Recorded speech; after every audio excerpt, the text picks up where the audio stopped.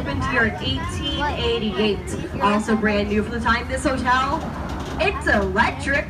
Boogie, woogie, woogie. This is the second hotel in the entire world to have electricity. With the electricity being so new, do you want to guess who helped install it? Not Ponce de Leon. Ponce de Leon unfortunately was dead by then, but it was Thomas Edison instead. He came here to oversee that installation. Now, the electricity was so new, it scared the people staying here.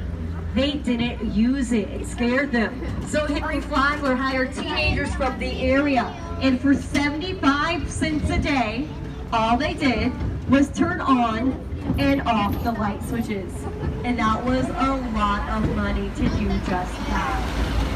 Pay close attention to the round part of the building, now the dining hall, back in the formal ballroom. Look at their windows. That is the world's largest collection of installed Tiffany stained glass. Over 70 pieces right there. Louis Comfort Tiffany was not brought here for those windows. Instead, he did the entire interior design here.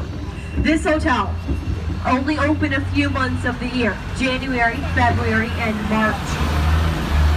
If you wanted to stay here, Flagler had to personally invite you. If you took him up on that offer, he then made you pay for all 3 months, regardless of the length of your stay here.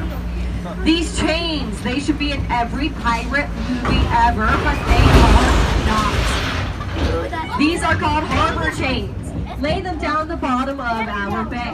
If you come sailing in on a Spanish boat and we have a Spanish governor, we welcome you with open arms. However, if you're not on a Spanish boat, we don't want you here. You can't sit with us. We tighten up these chains as you come sailing in your boat. We'll get caught up on all those spiky bits, making it bend and snap, and you're not going to make it much further.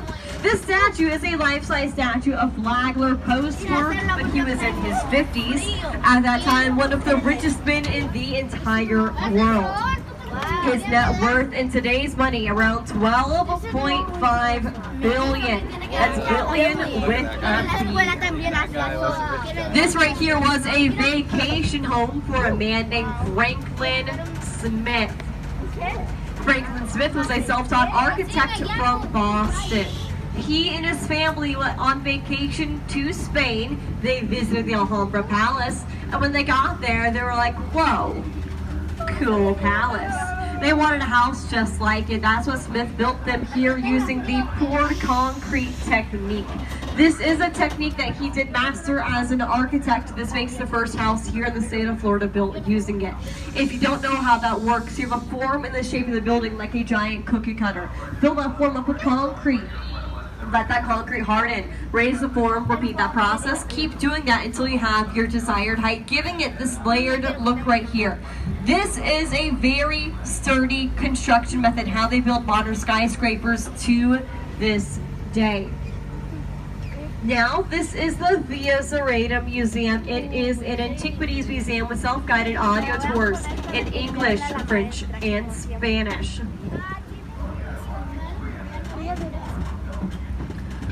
Those are random windows, quote unquote, because it's based off the Alhambra Palace, so it is actually a scaled down version of it. So they have those windows on the palace, so they have them on this house or this building now.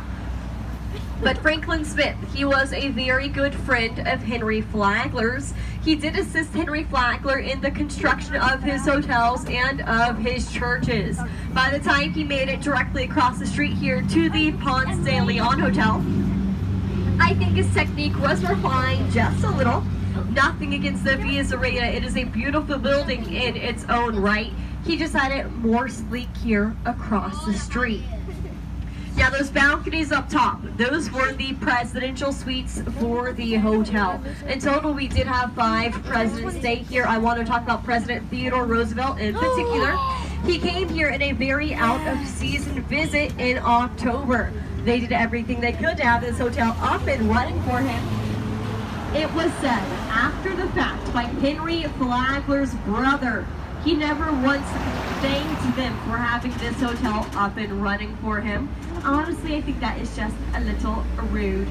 Yeah. This hotel, I think we can all agree, it is very pretty, but it was pretty boring. Flagler added no entertainment to this hotel right here. That's why he wanted the property from the Methodist. It sat in a great location, directly across the street. Hotel number 2, the Alcazar Hotel. This opened less than a year after the Ponce de Leon did. This is open year-round, and anybody could stay here, no invite needed. The rooms here went between 5 cents up to $2 a night, so what a steal! Flagler made sure this place was extra fun compared to the Ponce de Leon. Honestly, not too hard to do. The amenities here included, but weren't limited to, Russian and Turkish baths, a bowling alley, a black and white movie theater right here, world's longest indoor swimming pool, still there, without the water now, holding a cafe inside. Now, do any of you know when the automobile was invented? No. Yeah, me either. But they weren't here with Flagler, that's all I need to know. So these weren't parking lots back then. Instead, we had badminton, tennis, archery, riflery, and a bicycle training academy.